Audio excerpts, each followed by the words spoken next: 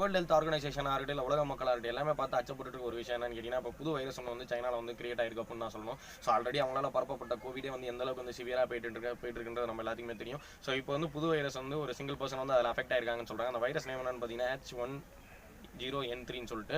So இந்த virus பற்றி தான் அந்த வீடியோவில் பார்க்க போகிறோம். சேனலை சப்ஸ்கிரைப் பண்ணாமல் இருந்தால் மறக்காமல் சப்ஸ்கிரைப் பண்ணிடுங்க. Welcome back to MCB.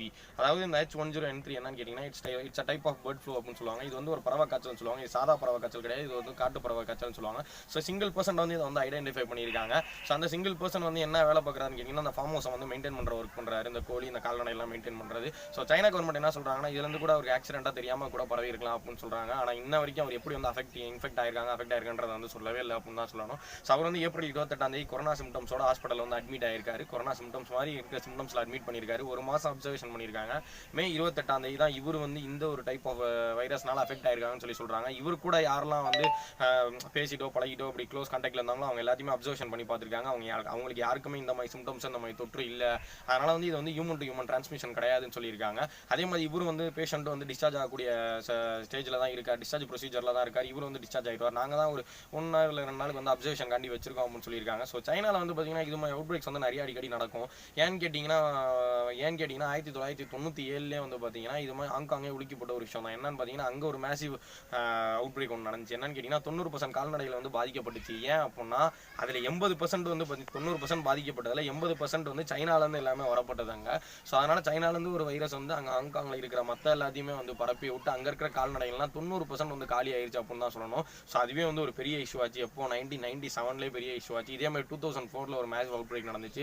So அதுலேயும் வந்து பார்த்தீங்கன்னா அந்த ஏஷியா, ஆப்பிரிக்கா, ரஷ்யா, மிடில் ஈஸ்ட்ன்ற ஒரு ஊருங்களில் வந்து பல வைரஸ் இது மாதிரி வந்து வைரஸ் பரவி பல கால்நடை வந்து இறந்து போச்சுன்னு தான் சொல்லுவாங்க. சைனாவில் வந்து அடிக்கடி பார்த்தீங்கன்னா குழி ஒன்றும் பெருசாக தோண்டுவாங்க. அது ஏன் அப்படின்னு சொல்லிட்டு பார்த்தீங்கன்னா இது மாதிரி அவுட் பிரேக் வந்து இது மாதிரி வைரஸில் வந்து அஃபெக்ட் ஆன எல்லாத்தையுமே செத்து போகிறது எல்லாத்தையுமே அதை வெளியில் போடாமல் அதை தோண்டி அதை எல்லாத்தையும் போட்டு மூடிடுவாங்க.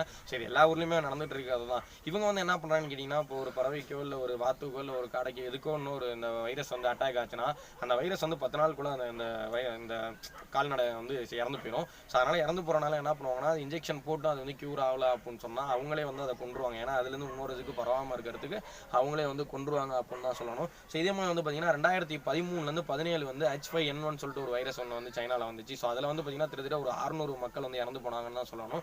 ஸோ இந்த வைரஸ் வந்து என்னன்னு பார்த்தீங்கன்னா H5N1 சொல்லிட்டு. ஸோ இது வந்து எல்லாத்துக்குமே வந்து தெரிஞ்சிருக்கும். 2016 17 H5N9 சொல்லிட்டு ஒரு வைரஸ் ஒன்று வந்துச்சு. அதில் கிட்டத்தட்ட பார்த்தீங்கன்னா ஒரு 300 பேர் அந்த ஒரு வருஷத்துலேயே 300 பேர் வந்து இறந்து போனாங்க.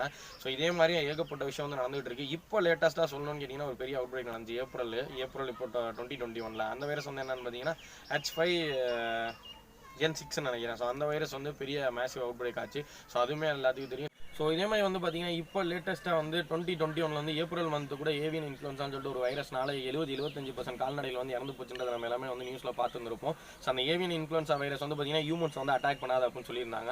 ஸோ இந்த H1N3 வந்து எப்படி வந்து ஹியூமனை வந்து அட்டாக் அந்த ஒரு சிங்கிள் பர்சன் வந்து எப்படி அஃபெக்ட் ஆச்சுன்றது இன்ன வரைக்கும் சைனா கவர்மெண்ட் வந்து சொல்லவே இல்லை. ஸோ இந்நேரத்துக்கு அவங்க வந்து கண்டுபிடிக்காமே இருந்திருப்பாங்க, கண்டிப்பாக கண்டுபிடிச்சிருந்திருப்பாங்க, அது வெளியில் சொல்லாமல் இருந்திருப்பாங்க. ஸோ வேர்ல்டு ஹெல்த் ஆர்கனைசேஷன் என்ன சொல்கிறாங்கன்னா இது மாதிரி ஒரு ஹியூமன் டு ஹியூமன் டிரான்ஸ்மிஷன் கிடையாதுன்னு தான் சொல்கிறாங்க. ஸோ இதுக்கு தான் கொரோனாவுக்கும் அப்படி தான் வந்து சொன்னாங்க. இது வந்து ஹியூமன் டு ஹியூமன் டிரான்ஸ்மிஷன் கிடையாது. சைனா கவர்மெண்ட் சொன்னாங்க, WHO சொன்னாங்க. ஆனால் அது எந்த அளவுக்கு வந்து இப்போ சிவியராக போயிட்டு இருக்கு நம்மளுக்கு தெரியும். ஸோ அதே மாதிரி தான் இதுக்கும் வந்து சொல்கிறாங்க. ஸோ இன்னொரு வைரஸ் வந்து இது மாதிரி வந்து மக்களை வந்து தாக்குச்சுன்னா மக்கள் வந்து சத்தியமாக தாக்கு பிடிக்க முடியாது அப்படின்னு தான் சொல்லணும். ஏற்கனவே கோவிட்னால ரொம்ப பேர் கஷ்டப்பட்டாங்கன்னு தான் சொல்லணும். ஸோ இப்போ இன்னொரு வைரஸ்னால் கண்டிப்பாக முடியவே முடியாது.